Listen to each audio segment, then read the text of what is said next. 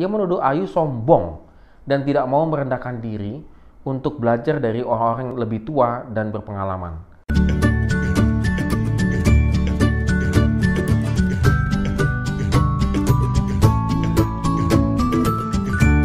Shalom good readers, hari ini kita mengucapkan syukur kepada Tuhan karena Dia memberikan kita kekuatan dan pengharapan supaya kita bisa melewati segala tantangan dalam kehidupan kita pada hari ini. Dan kita akan lanjutkan di Ayub pasal 8 ayat 1 sampai dengan yang ke-22. Tetap semangat untuk membaca firman Tuhan. Ya, sekarang giliran Bildad yang berbicara. Dan kalau kita lihat tadi, Bildad itu berbicara cukup tajam dan juga terus terang. Langsung boleh katakan memojokkan Ayub. Penderitaan itu tak lain adalah hukuman Allah atas dosa-dosa Ayub. Karena itu anjurannya kepada Ayub sederhana sekali, yaitu bertobat. Maka Allah akan mengampuni dan memulihkan, bahkan jauh melebihi kondisi dari sebelumnya. Alur pemikirannya Bildad sederhana, logis, dan tampaknya juga sangat teologis begitu ya. Allah tidak mungkin menghukum semena-mena. Hanya kepada orang berdosa hukuman itu ia jatuhkan. Penderitaan adalah wujud hukuman Tuhan. Karena Ayub sedang menderita, berarti Ayub dihukum Tuhan. Jadi jelas bahwa Ayub itu berdosa.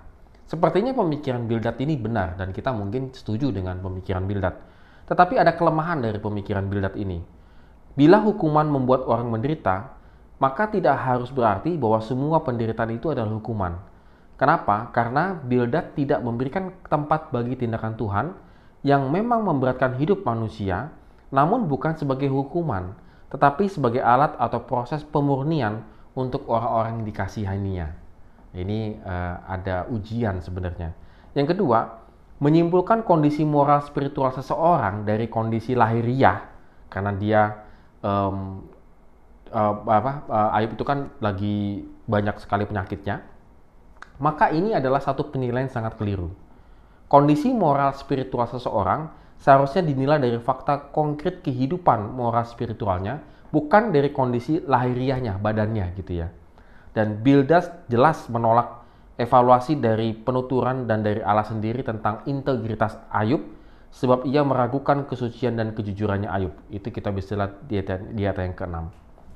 Jadi tuduhan yang lain juga kepada Ayub dari Bildad itu adalah ia menuduh Ayub sombong dan tidak mau merendahkan diri untuk belajar dari orang-orang yang lebih tua dan berpengalaman. Ia menuduh Ayub sebagai semacam orang muda yang menolak wibawa orang tua, tradisi guru-guru, orang berhikmat. Ayat 8 sampai 10 kita bisa lihat hal ini. Ini adalah boleh dibilang pemikirannya orang timur gitu ya. Bahwa pandangan orang tua dan yang dituakan dianggap menyuarakan pendapat Allah sendiri. Nah, ini yang menjadi juga boleh dikatakan kelemahan dari pemikirannya Bildad. Nah, good readers, apa yang kita bisa lihat di sini? Kalau kita lihat di sini itu adalah bagaimana penilaiannya Bildad itu hanyalah sebatas fisiknya Ayub saja. Maka dia menyimpulkan bahwa Ayub itu berdosa. Hal ini sangat berbahaya dalam kehidupan kita hari lepas hari.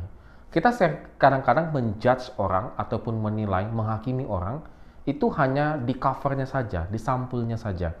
Kita bahkan tidak tahu menahu bagaimana tentang pergumulannya dia, penderitaannya dia. Tetapi karena kita melihat secara fisik, maka orang ini oke, berarti spiritualnya oke. Kalau dia lagi sakit-sakitan, berarti spiritualnya sedang dalam keadaan berdosa. Ini yang harus hati-hati. Penilaian demikian sangat berbahaya.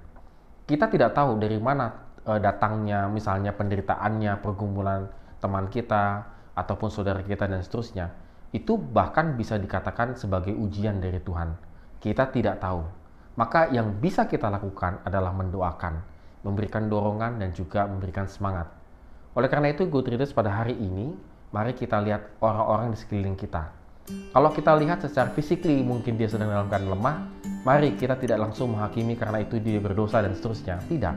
Tetapi justru kita mendoakannya supaya dia semakin dekat dengan Tuhan dan semakin menyadari jika memang ada dosa, maka dia boleh bertobat. Tetapi jika ini adalah suatu ujian, maka dia boleh melewatinya bersama-sama dengan Tuhan. Amin. Have a nice day and God bless us.